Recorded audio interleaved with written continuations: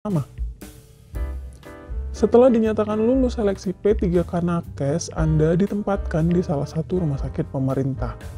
Suatu hari saat Anda baru sampai di ruangan, tiba-tiba kepala ruangan memerintahkan Anda untuk membersihkan ruangan karena petugas CS berhalangan hadir. Saat diberikan tugas sepele, maka sikap Anda: A. Menolak perintah kepala ruangan karena tugas tersebut bukan tanggung jawab Anda. B. Menelpon petugas CS untuk mencari penggantinya untuk membersihkan ruangan. C. Sedih karena kemampuan saya dianggap remeh. D. Segera melaksanakan tugas dengan sepenuh hati. Nah, ini ada pada submateri orientasi pada hasil.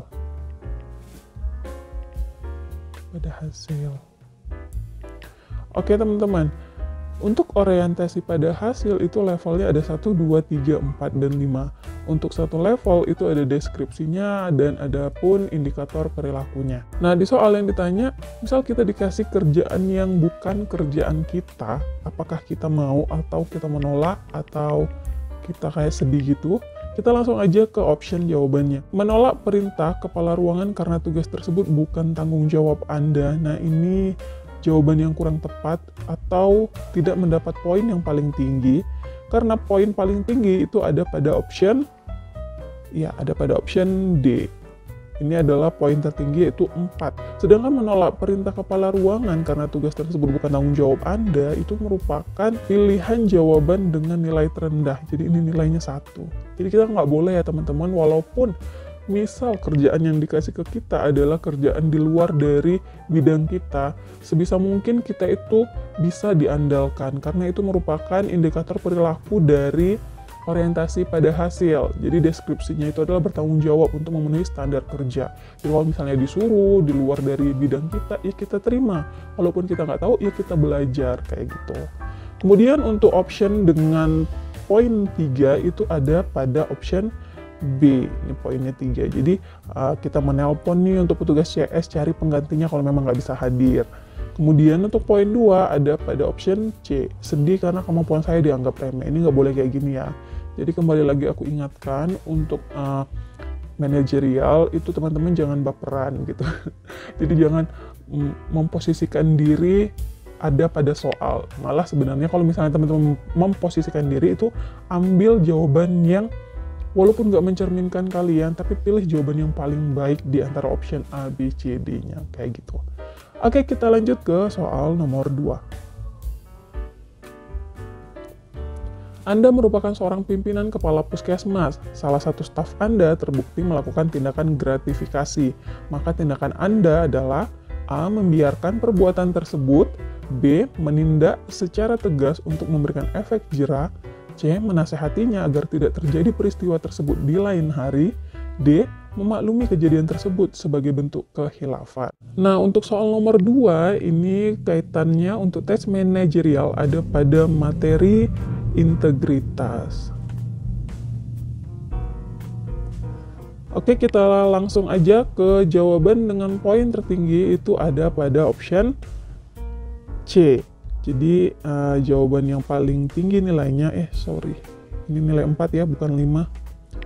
Nilai tertinggi 4 itu ada pada option C, yaitu menasihatinya agar tidak terjadi peristiwa tersebut di lain hari. Walaupun statusnya kita adalah pimpinan, yang paling tepat kaitannya dengan integritas itu adalah di level 2, yaitu apa? Deskripsinya adalah mampu mengingatkan, mengajarkan kerja untuk bertindak sesuai nilai, norma, dan etika organisasi. Nah, untuk di indikator perilakunya itu ada pada poin 2.1, jadi mengingatkan rekan kerja nih, jadi dinasehati dulu.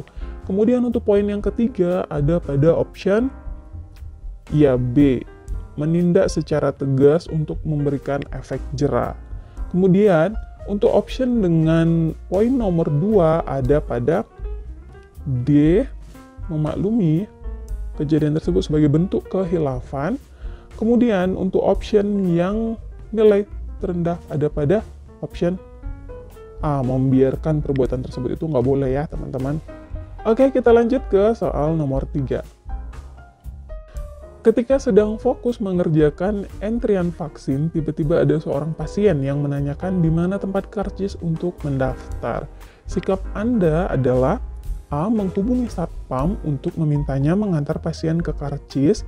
B. Mengantarkannya sampai ke karcis. C. Tetap fokus pada tugas entry dan meminta tolong teman Anda untuk mengantarkannya. D. Memberinya petunjuk arah kemudian kembali mengerjakan entrian. Oke teman-teman, untuk soal nomor 3 ini berkaitan dengan manajerial untuk sub materi komunikasi. Oke, kita langsung ke option jawabannya. Nah, karena di soal ini tidak dijelaskan ya bahwa apakah seseorang pasien yang nanya itu dia apakah dengan keterbatasan atau seorang disabilitas, jadi apa kemungkinan dia nggak bisa jalan, itu mungkin iya benar, kita antarkan dia ke tempatnya. Tapi karena tidak ada keterangan di soal, maka jawaban yang paling tepat itu adalah ya, memberikan petunjuk arah kemudian kembali mengerjakan entrian vaksin. Jadi option D ini adalah poin tertinggi atau poin 4. Kemudian untuk poin ketiganya itu ada pada mana? Ada pada option B. Ini skornya 3. Kemudian untuk skor 2 ada pada option A. Menghubungi satpam untuk memintanya mengantar pasien ke karcis. Kemudian poin terendah ada pada option C, tetap fokus pada tugas entry dan meminta tolong teman untuk mengantarkannya. Jadi ini kayak tidak peduli sama sekali. Sementara untuk deskripsi atau indikator perilaku komunikasi itu ada pada level 1, yaitu menyampaikan informasi dengan jelas, lengkap, pemahaman yang sama. Jadi dengan kita memberikan petunjuk arah, jadi kita udah ngasih tahu, oh di situ Bu karcisnya di sebelah kanan atau belok sebelah kiri kayak gitu. Jadi sudah sesuai dengan indikator perilaku komunikasi. Anda bertugas sebagai picker vaksin yang mengentri data peserta vaksin. Rekan Anda seringkali terlambat memasukkan data sasaran sehingga mengakibatkan penumpukan antrian vaksin dan Anda sering ditegur atasan. Maka Anda akan, nah ini kaitannya mungkin teman-teman vaksinator, untuk tim vaksinator pasti ngerti lah. Kalau misalnya kita mau ngentri, itu kan kita harus masukkan dulu nih sasaran. Kalau belum dimasukkan sasaran, maka kita tidak bisa entry gitu. Nah kasusnya di soal, rekan kita ini lambat masukkan data sasarannya, otomatis lambat juga entry-nya. Dan jadinya makin banyak nih tumpukan orang-orang yang mau vaksin itu antriannya jadi lebih panjang.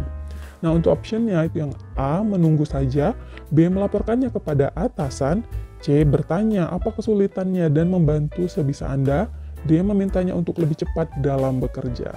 Nah untuk materi manajerial ini kaitannya adalah orientasi pada hasil ya.